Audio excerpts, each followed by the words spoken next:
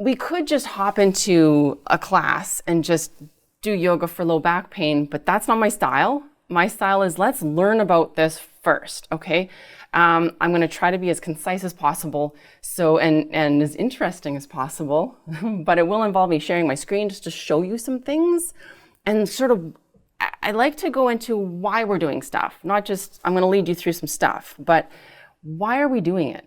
So low back pain it's estimated that 80% of people experience low back pain in their life, and so that's a lot. I've always said that the human body is awesome. Mostly.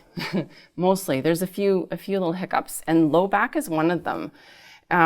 So why do we have low back pain? Of course, things could be different, but one of the most common causes of low back pain is disc herniation, or disc bulge, or disc, fill in the blank there. And so I wanted to share my screen and show you what that is and why it happens. So, and if you're like, my back never hurts, that's fantastic, but let's keep it that way. So, as they say, a pound of prevention is a cure of ounces, or something like that. There's some sort of saying that says you should just not have it happen in the first place. So the first image you can see, so this, hopefully you can see my cursor as well, this is the front side of your spine, and this is the back side.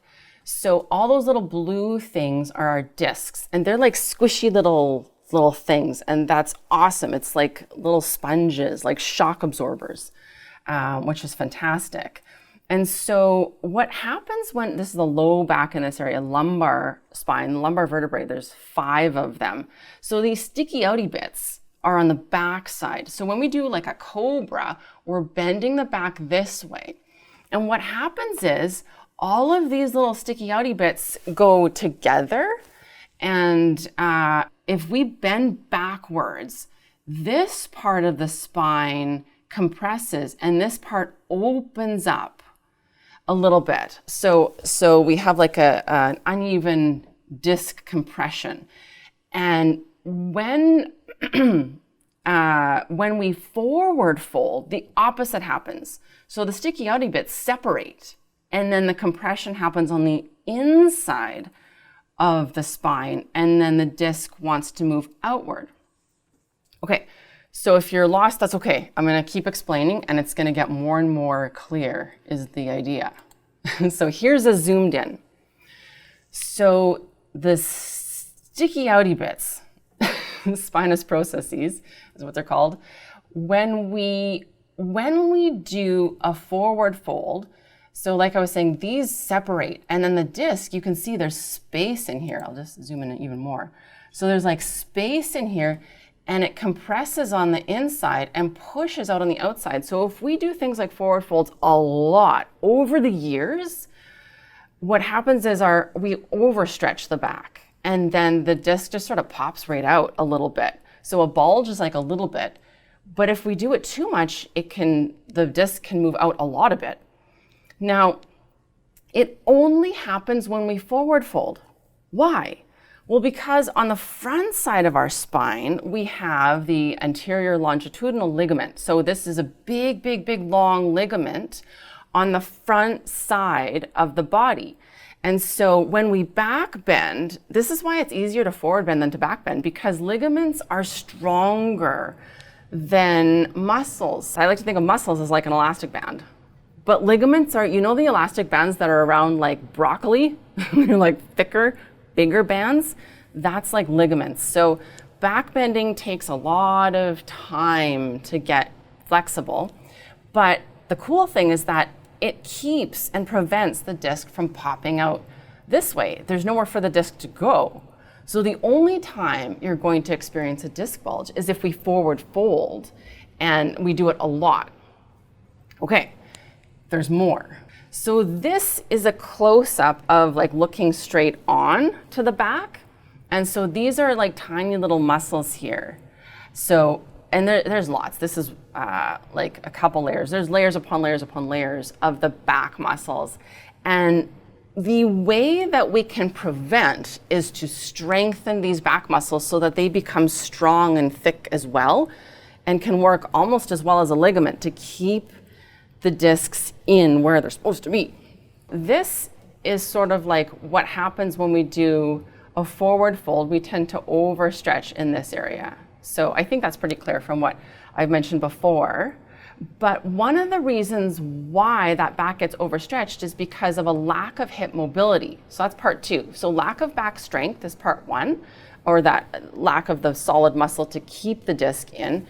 And then why we overstretch in the first place is a lack of hip mobility. So then what we're hoping for is like, see this massive articulation in the hip, right? Like be rude, stick your tail out kind of thing, right?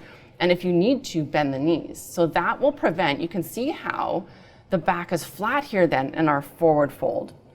Now, if you have a healthy spine, you can definitely do a full forward fold. But if you're feeling acute pain, the way to deal with that is to immediately don't let the spine do the flexion move. So if you're feeling like, I feel that sharp pain, I need to stop now. Actually, first thing is go see someone who's able to diagnose, right? Like go see your primary healthcare person, whoever that is. That might be a physician, that might be a chiropractor, it might be a physical therapist or physiotherapist.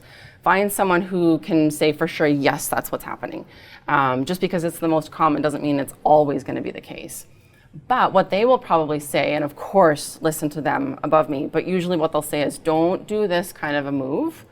To rehabilitate, what you want to do is usually they'll prescribe you this. So this is cobra, or like a baby cobra. So what we want to do then is strengthen the back side of the body, and more specifically, the core. So the core includes everything from the bottom of your ribs to basically the bottom of your pelvic floor, or the pelvic bone. So that includes glutes, that includes pelvic floor, that includes your abdominal muscles and your back muscles, okay? So if you are experiencing acute back pain, then number 1, you go see somebody about that who can diagnose. That's not me, that's beyond my scope of practice.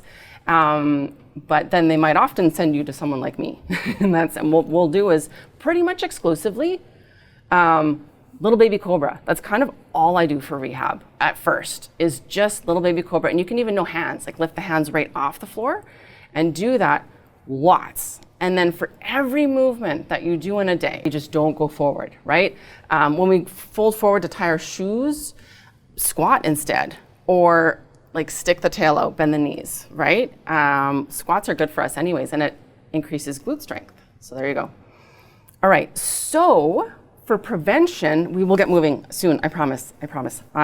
So for prevention, we want to do basically 3 things.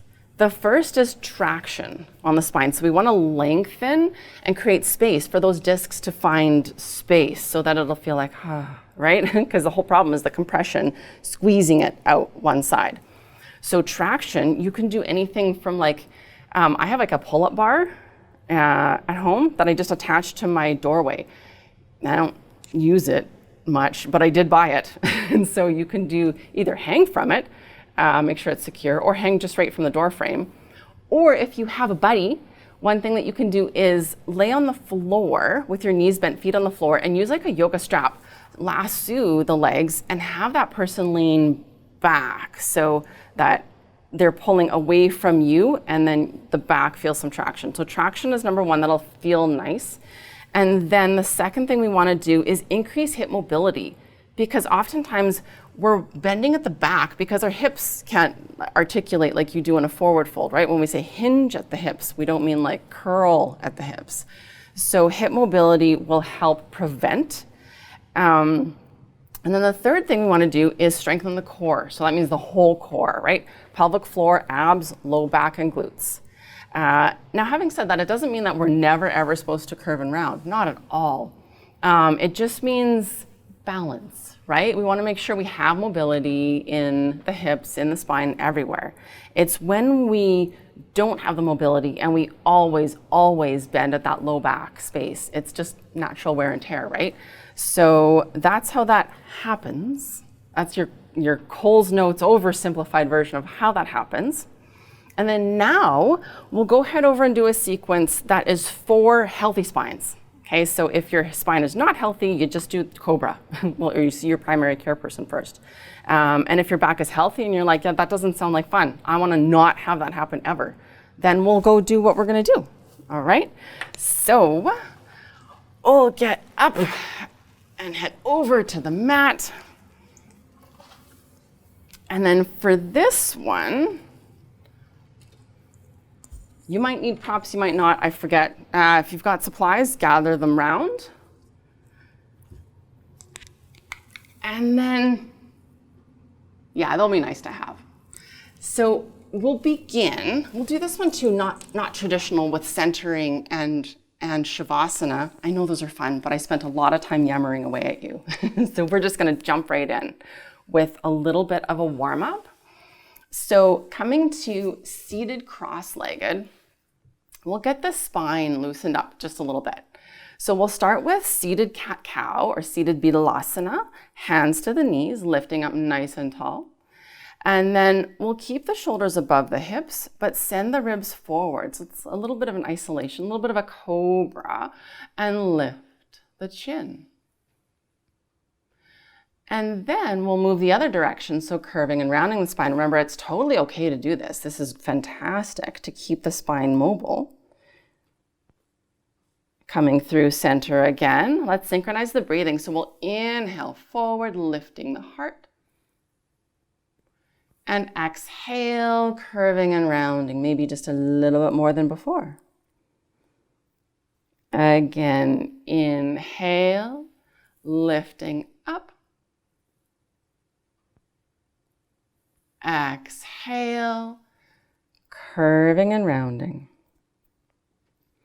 2 more, inhale, lift. Exhale, curving, rounding. Last one, inhale, lifting up. Exhale, curving and rounding. And then float the body all the way to neutral. And then heading into our second one, which gets the spine moving in all sorts of directions, and it's called churn the butter. So for this one, what we're kind of trying to do, and it might not work out successfully, but we're trying to keep the shoulders and the hips stacked on top of one another. More specifically, the shoulders are on top of the hips, because otherwise you're in a headstand. And then we send the ribs forward just like we did before. And then we send them over to one side, and then back, and then to the other side. So we make a circle, and then keep going. So try to keep the shoulders relatively square. So we're not trying to move all the way forward, but rather keep upright and just keep going. So we're trying to kind of isolate the ribs. It feels like it's just the ribs moving around in a circle, kind of like a merry-go-round, and your shoulders are at the top, and the hips are on the bottom. And just do a few rotations here. I've never actually made butter before, but I have made ice cream, and it's in a similar kind of a contraption. So I really feel strongly that this name should be changed to churn the ice cream, and it just sounds funner too. And then we'll float the body to neutral, and then other side. So moving the ribs forward, other side, moving back, and around. And again, just at your own pace. And what I find really actually interesting is one direction for me works better than the other. This direction for me doesn't glide as nicely. So that tells me that somewhere along the spine, I've got a little bit of an imbalance, and that's okay. So it's nice to just notice, right? Take note of any inconsistencies, any imbalances, no judgment. And we just keep going. And eventually things do even out over time. I know I'm much more muscularly balanced now than I was before I started yoga. Last one. And then floating all the way to neutral. Let's lean over to one hand and reach the other arm up and over. So we want to kind of banana the spine a little bit. I'm always on about Keep the spine straight, but not this time. Let's banana. So in this position, we're stretching the intercostal muscles as well. So all those muscles between the ribs, and then we're, of course, getting a little bit, you might feel the low back a little bit. Belly scoops in, right? This is part of our injury reduction or injury prevention to support the back. And other side, lifting up and over, nice side bend, and allow the ribs to banana. And feeling that space between each rib, so it's a little bit of traction on the ribs.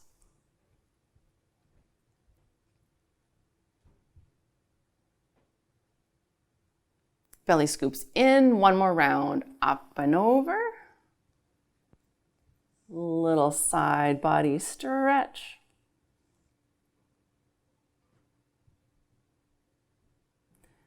Belly scoops in, and last time, last side.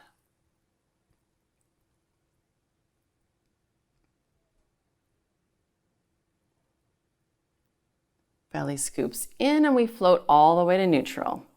Let's get moving. So today's sequence will be either somewhat gentle or fairly challenging. What I'll do is I'll give you phases 1, 2, and 3, or levels 1 through 3, however you want to look at it, so that you can have the intensity that works for you. What we want to do is sort of play the edge. We want it to be strong, but not too much, okay?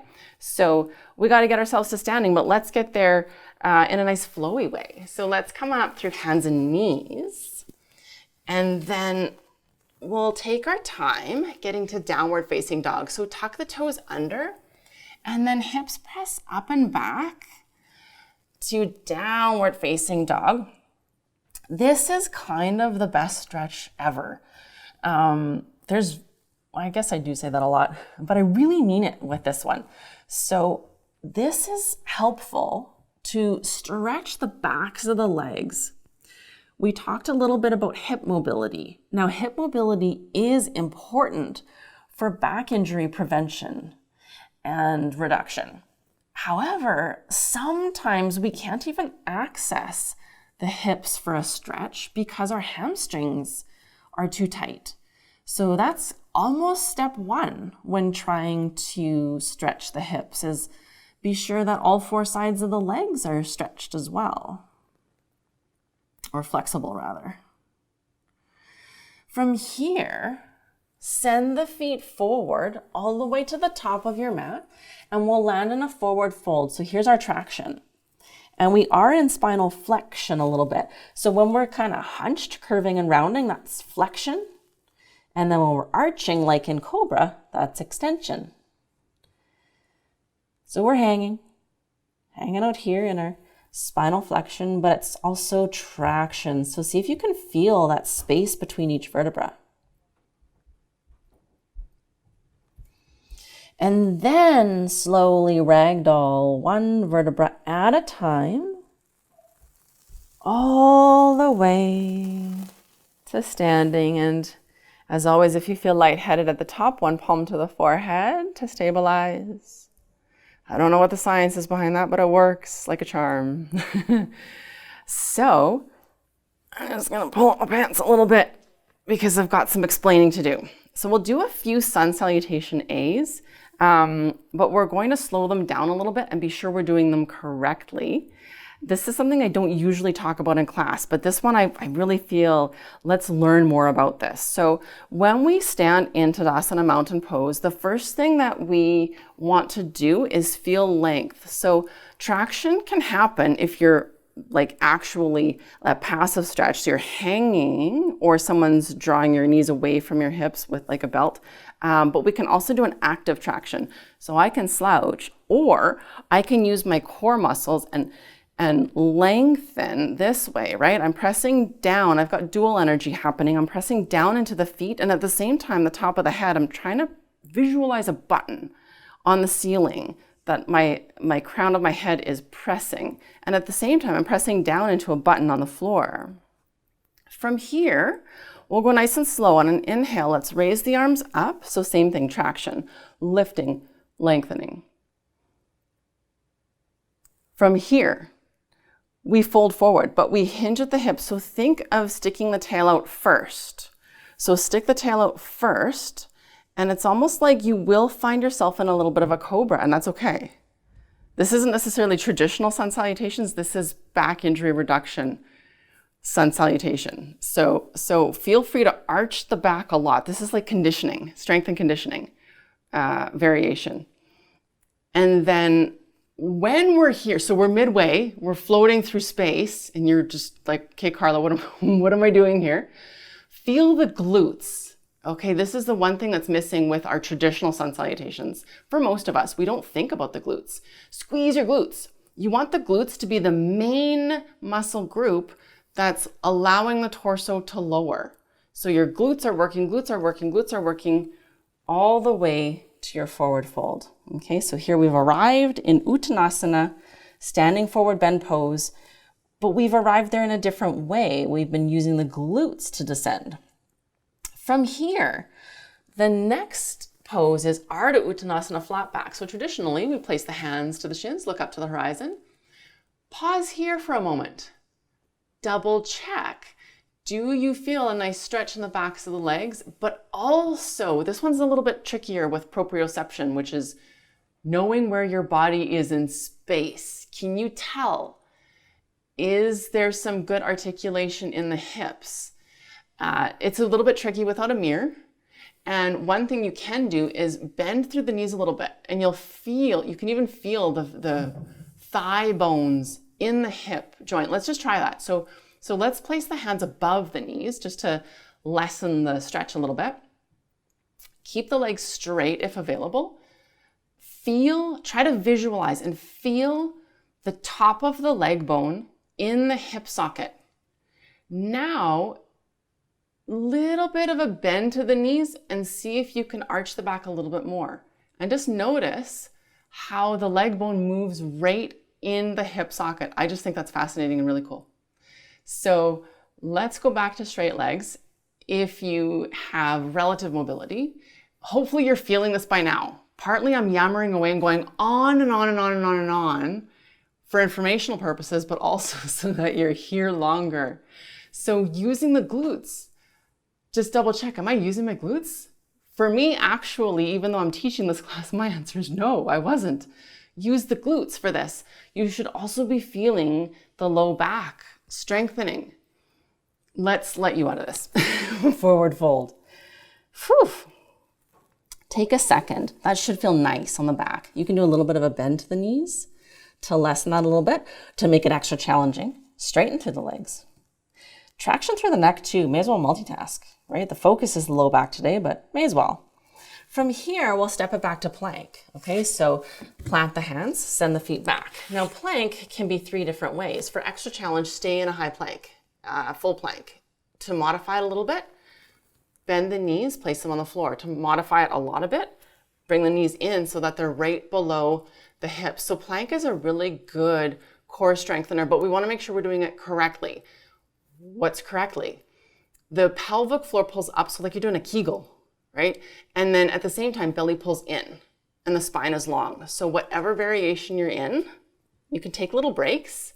This is great to do for maybe 5 seconds or so and then lower, okay? If you're still holding it in plank, great work. If you're taking breaks, great work. So we're finding our own edge, not pushing past it, but try to make it more about the pelvic floor pulling up and the belly scooping in. Okay, so from here, we're going to lower into chaturanga. I'm going to modify my chaturanga, so you can either keep the legs straight or lower the knees, belly scoops in, and then lowering all the way to your belly. So sometimes we'll traditionally do upward facing dog, but not for this class. We'll work on baby cobra. So point the toes. We're trying to use the legs and specifically the glutes. So squeeze the glutes, but try not to let it externally rotate your legs. Okay, so your legs are still parallel, but you're still squeezing the glutes. Okay, and then we peel the chest off the floor and then no hands. So we hold, hold, hold. And then we'll release, relaxing everything. And then to press up and back to downward dog, pull the belly in. So remember, core strengths, that includes the pelvic floor. So pelvic floor pulls up, belly scoops in, and then strong arms press you up and back to either child's pose if you're like, you need a break because of all your yammering away, Carla, or downward dog, where you're feeling that stretch in the backs of the legs. So what we're doing here is we're doing a dynamic stretch and strength, which is our sun salutations, and really focusing on the core, which means pelvic floor and abdominals and glutes and low back.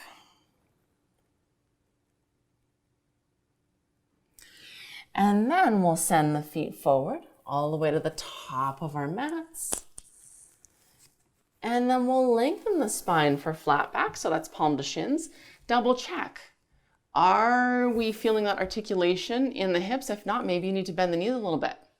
Are we using the glutes? Are we lengthening the spine? So we're trying to target the glutes to strengthen and all those little bitty muscles in the spinous processes in the back and those little sticky outy bits in the back. And then we'll release into our forward fold, allowing for that traction.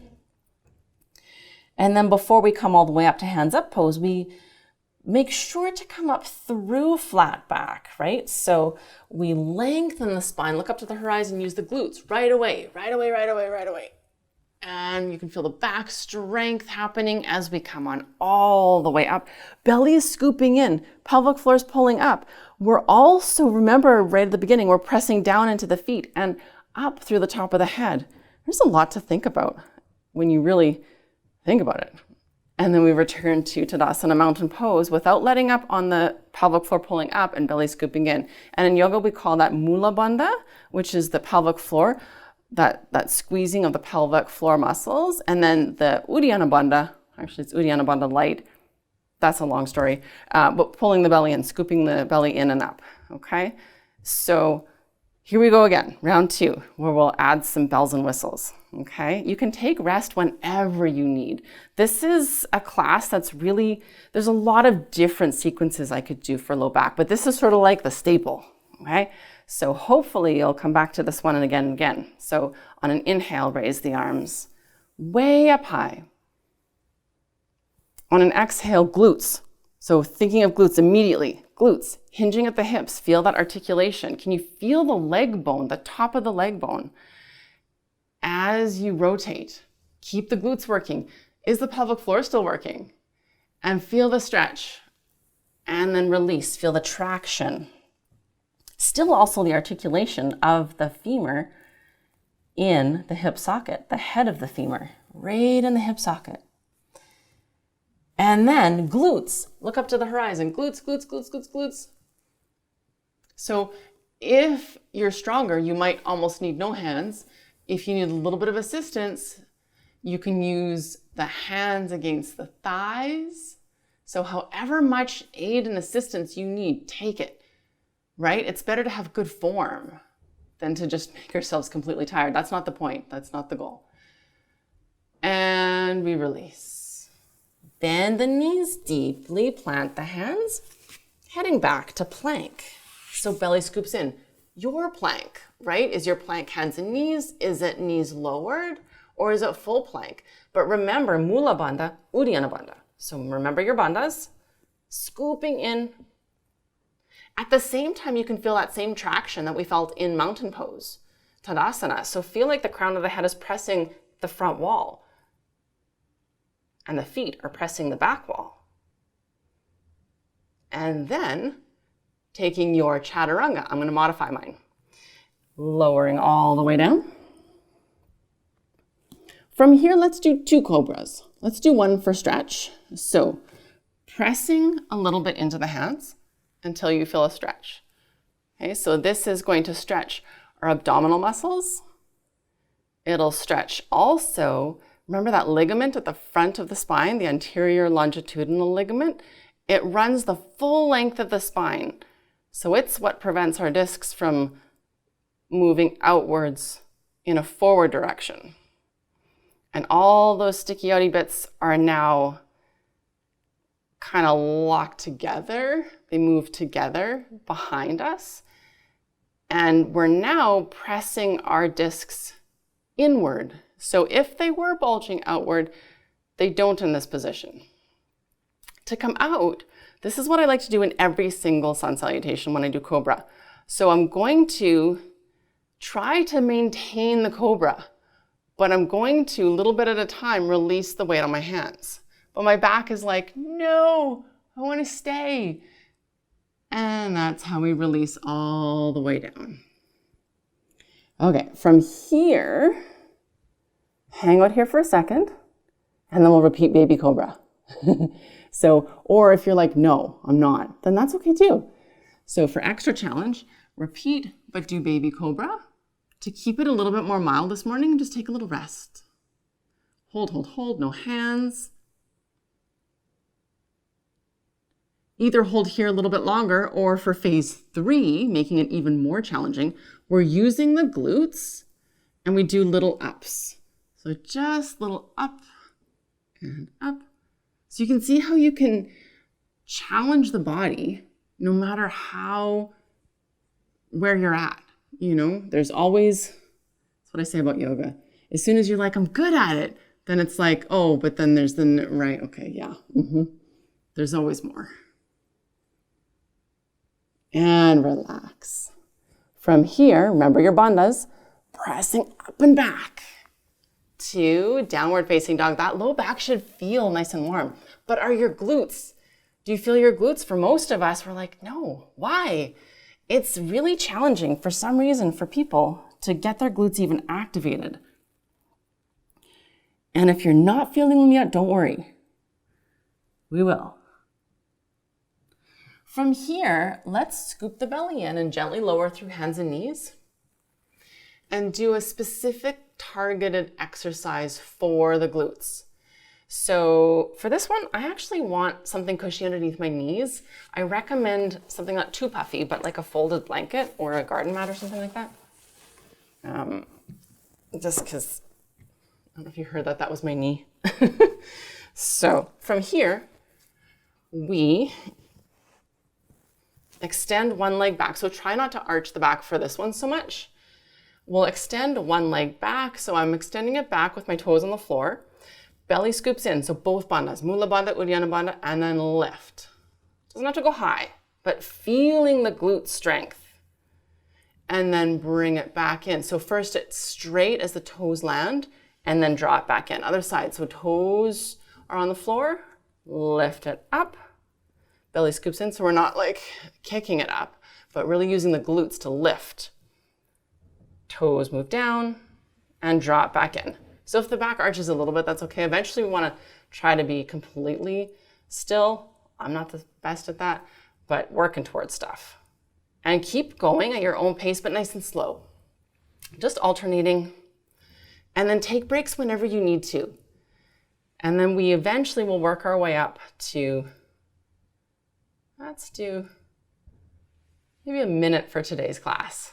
I like to do this sometimes for 2 minutes, but working my way up there, right? So when I work on it consistently, I can do 2 minutes. When I don't, I take breaks.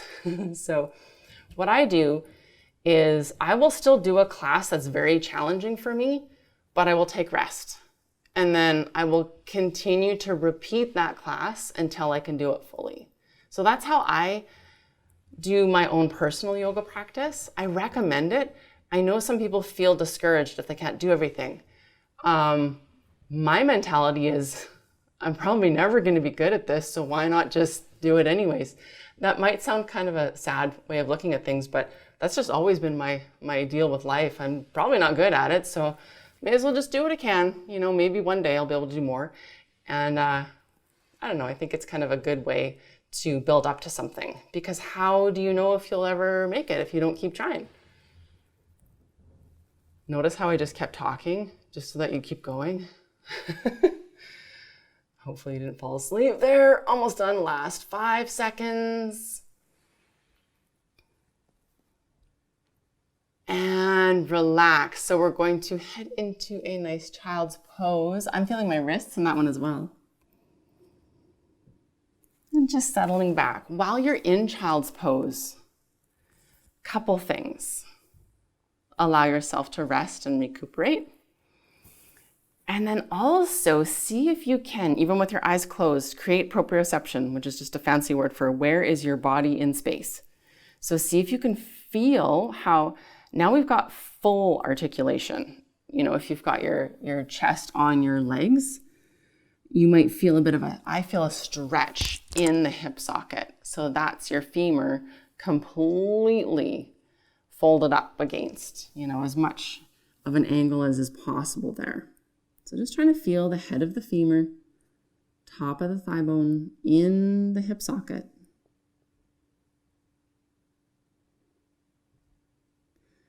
And then slowly come on all the way up and heading up and back to downward dog once more.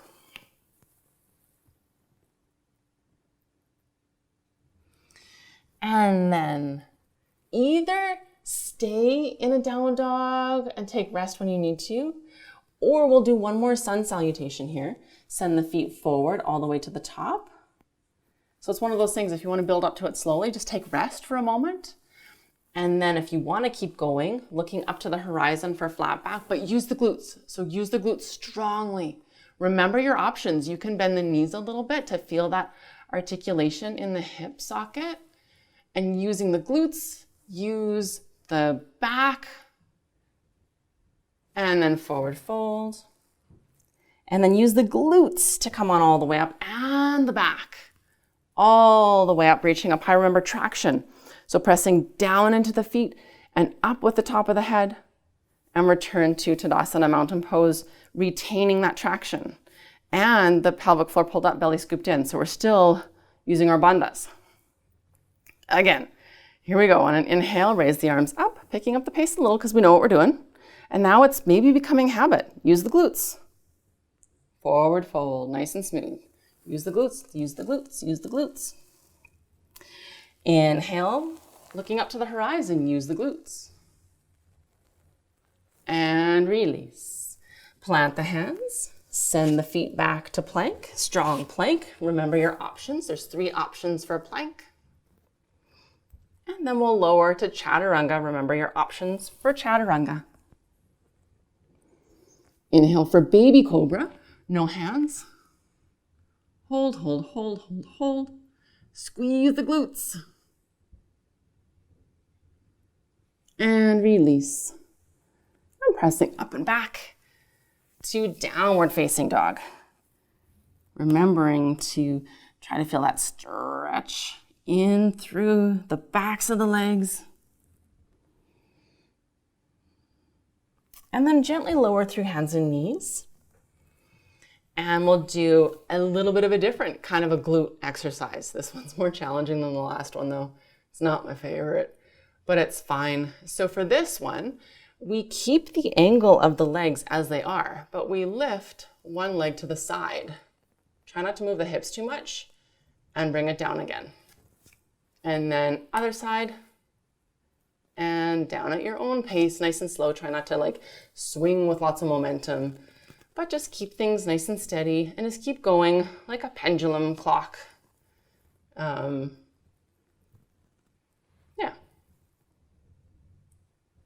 Pendulum clock is a lot nicer than like dog on a fire hydrant. That's what I usually default to. I'm sorry.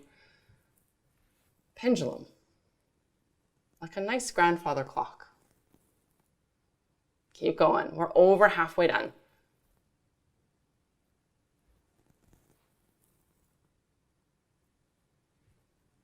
Last 10 seconds.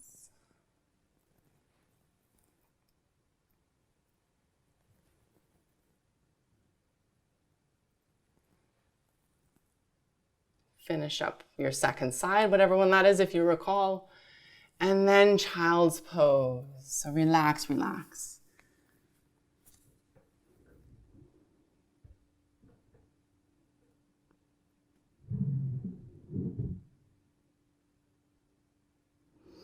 And then nice and slow, come on up to seated. So from a seated position, we'll head into a little bit of a core strengthener. Now there's so many core exercises. So I just had to pick one for today's class. And I wanted to pick the one that was maybe most accessible for most people, but it is a gooder. Like, even if you are in really good shape, it's one that's a little bit challenging. So stepping the feet a little bit away, I feel like the further away they are, the more challenging. I don't know, whatever feels right. You can play with the distance a little bit. Lifting up tall. So this is a preparation for boat pose. I just call this one boat pulses. What we do is there's a pose called half boat pose. So Paripurna Navasana is full boat and Ardha Navasana is half boat, and it's where we lean back. We're not actually doing that full pose. What we're doing is leaning back a little bit and try to keep the spine straight and hold. Hold here. You can bring your arms forward. Hold, but really, really working those bandhas, the Mula Bandha, the Uddiyana Bandha, drawing everything in and up, holding. We haven't started the pulsing part yet. We're just sort of warming up the core. Warming it up, and then come back. Well, we're pulsing slowly. Let's head into it again. So leaning back, belly scoops in, pelvic floor pulls up, hold.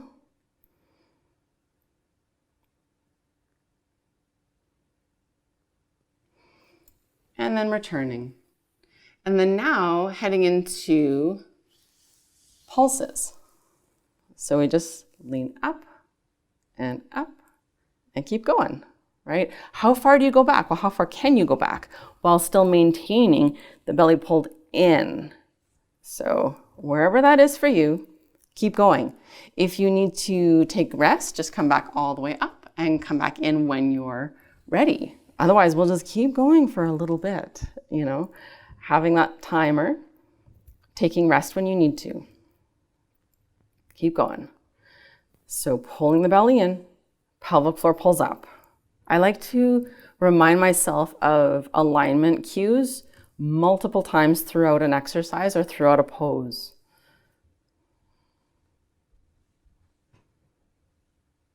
Remember, if you need little rests, take little rests, but double check your bandhas. Pelvic floor pulls up, belly scoops in.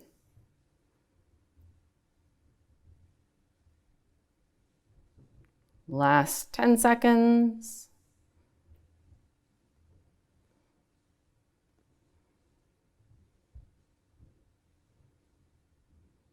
And come on up, taking a little rest. Okay, so that was strengthening our core, including the glutes, the pelvic floor, the abdominal muscles, and the back, low back. Now, to target the hips specifically.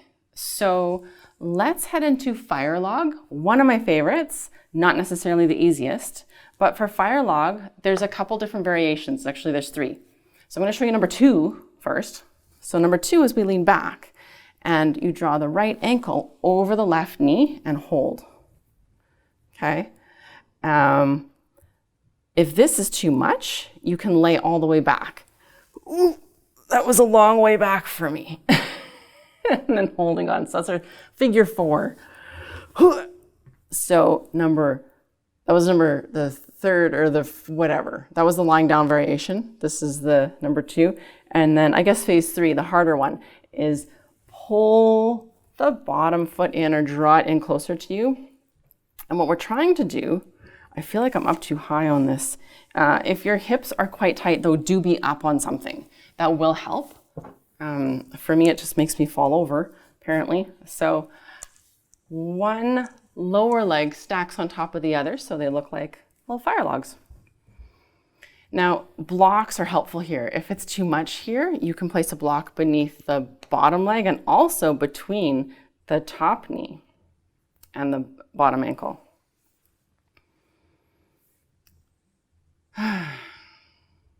If you're feeling this in the knee at all, I recommend the blocks.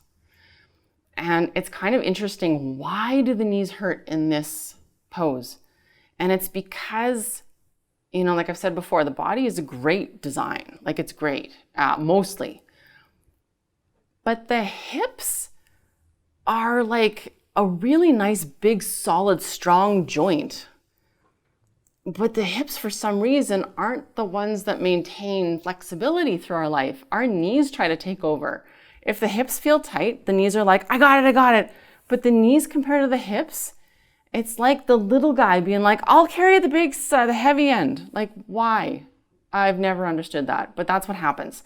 So what's happening here is if the hip doesn't want to externally rotate, then the knee will take over. So what we want to do is get that external rotation happening in the hip and not let the knees take over. One way is to flex strongly through the feet. That might help, but yeah, blocks are good too. And then slowly, slowly release. And then just take a second, because that one is fairly intense for most of us. Some people are really naturally flexible in that way. I was not one of them. I worked really lots on that one, personally. Remember your variation, and we'll head into the other side. So either left ankle crosses over or lying down in our figure 4 or the full fire log. And you can even be like part way in, where you're like, I'm here. Hanging in space isn't necessarily the greatest, because what'll happen is it'll be counterproductive because your hips will grip. So if you are kind of halfway, place a block beneath so that you can really relax, because the fastest way to get flexibility is to completely soften in the area you want to stretch. And we hold a couple deep breaths here. If you're able to do fire log fully, I know we didn't talk about it on the first side, but for future, it's nice to do the same variation on both sides. But if this is easy for you, the next phase is to move forward with the heart. And then if that's easy for you, then the next step is to look at the top foot, turn and face the top foot, and reach your sternum towards the top foot. Depending on the length of your torso, it might be your nose, but that's okay too. And then if that's easy for you, then we'll go ahead, just call me. We'll work on leg behind head pose in like a one-on-one session or something. For the rest of us, breathing through it wherever we're at. But again, it's just that knowing that there's always more. Like there's always more. No matter how flexible you get, there's usually more. I shouldn't say always. There is a limit. There is. And then slowly, slowly release. And we'll extend the legs forward into Dandasana staff pose, couple little knee taps. From here, we'll head into shoelaces. So shoelaces is Gomukhasana cow face pose. First, I'm going to show you the supine version. So if your knees or your hips are like, no, I can't do that, there is a lying down variation. It's very similar to what we just did, okay? But in order to target the specific area that shoelaces does, what we do is we take that top knee and we draw it in towards the opposite shoulder. Okay, so now it's targeting the piriformis and the like deep 6 rotators. So we target that. And then with your bottom leg, if you're feeling like you're not feeling enough of a stretch, you can press the bottom leg in towards you, okay? But it's that kitty corner motion, right? Before we were externally rotating the leg, that's the glutes. And this one is like the deep glutes. So it's a little bit different. And if you're able to do shoelaces, you might want to block though. So there's lots of different ways to get into this pose, but the one that's quickest and easiest is on hands and knees. Take the left leg behind the right. And I like to kind of shimmy and scooch those knees together, step the feet apart, and then lower back onto a block or 2 blocks. Make sure you go slowly if it's been a while since you've done this one, because it's not one you want to fall into. Again, the knees will take the brunt of it. They just do. I don't know why they do, but they do. And so one knee stacks on top of the other. I'm holding here. We won't be here too long today, but this one's nice to do kind of right before bed as well, like getting the hips all loosened up. I like to do a few exercises before sleep. Couple deep breaths.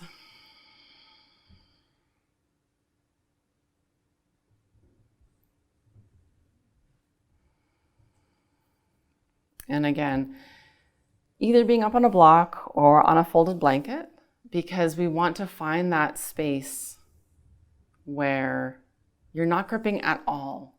That's going to be the most effective and efficient way to get flexible the fastest.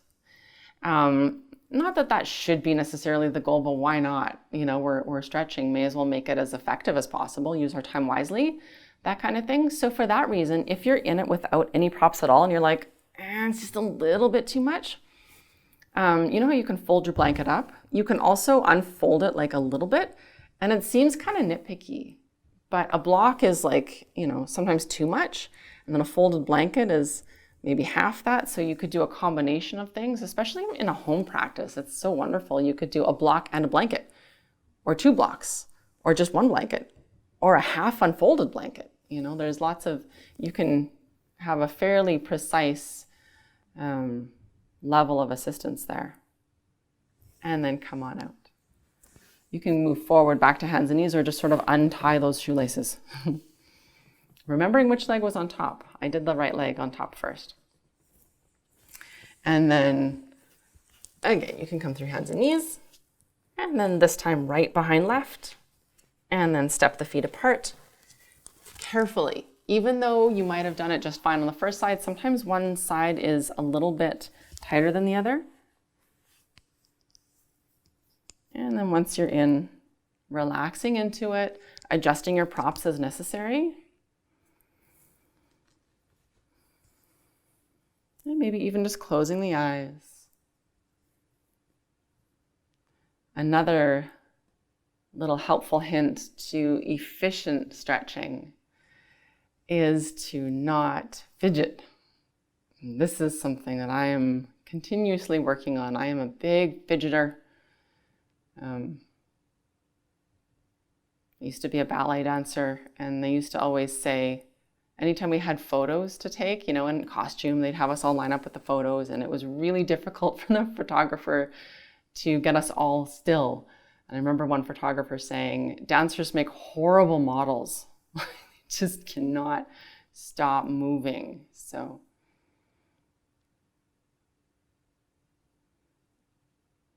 trying to remain still. We're almost done.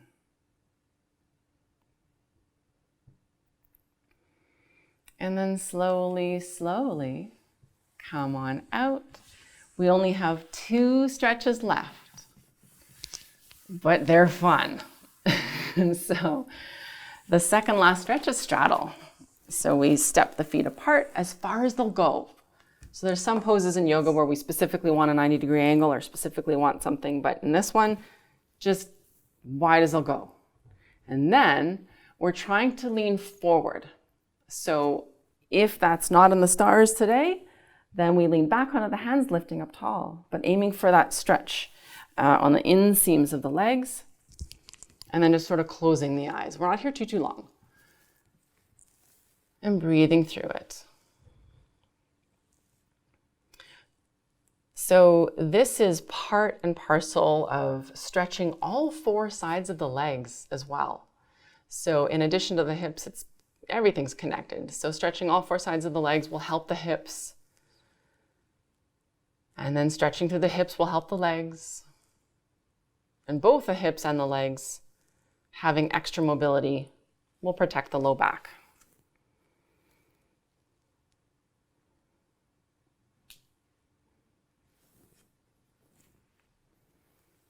Again, trying to find that space where you're not guarding. You're softening in the spaces that feel the stretch.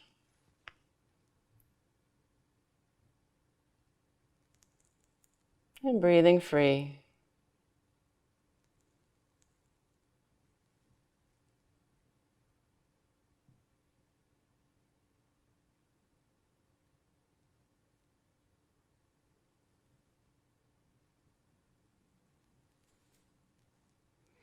And then slowly, slowly come on out.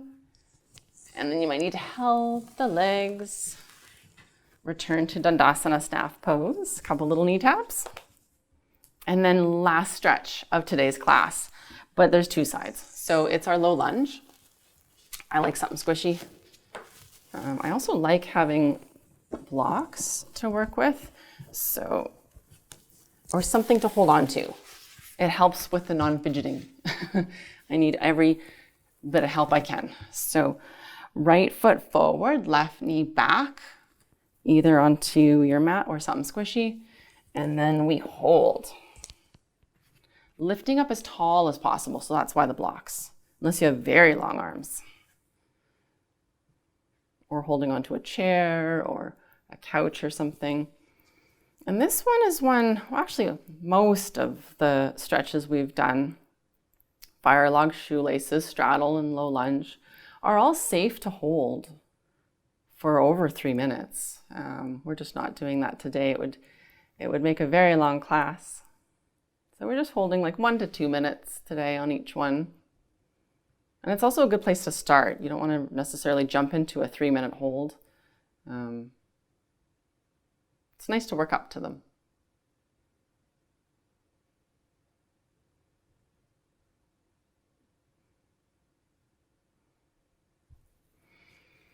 And then for our last few moments here, either stay or of course come out anytime you need, but to up the ante a little bit, gecko.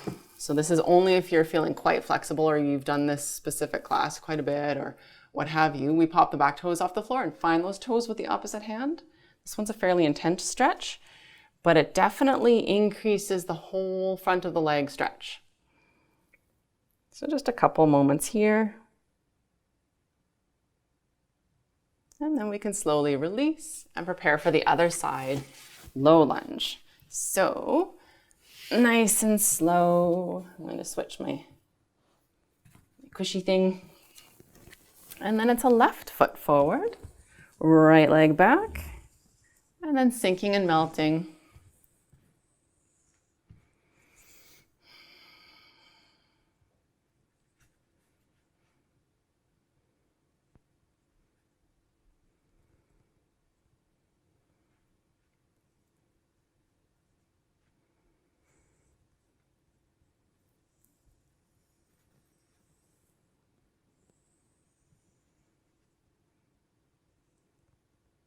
And then for our last few moments, either hold or if you try it on the right side, gecko. So popping those back toes off the floor, finding those toes, and then just a little bit of a stretch here.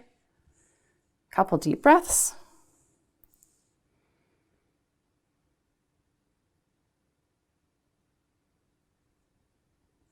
And slowly, slowly release. And then let's just come to seated for a moment. So we'll skip a Shavasana, but we'll come to seated, cross-legged, palms facing up on the knees. Inhale, sitting up tall. And exhale, closing the eyes. And just taking a final moment here to thank yourself for showing up to your practice today and for taking care of you. And slowly open the eyes. Thank you so much for joining me today, and I will see you next time. Have a really good rest of your day. Bye for now.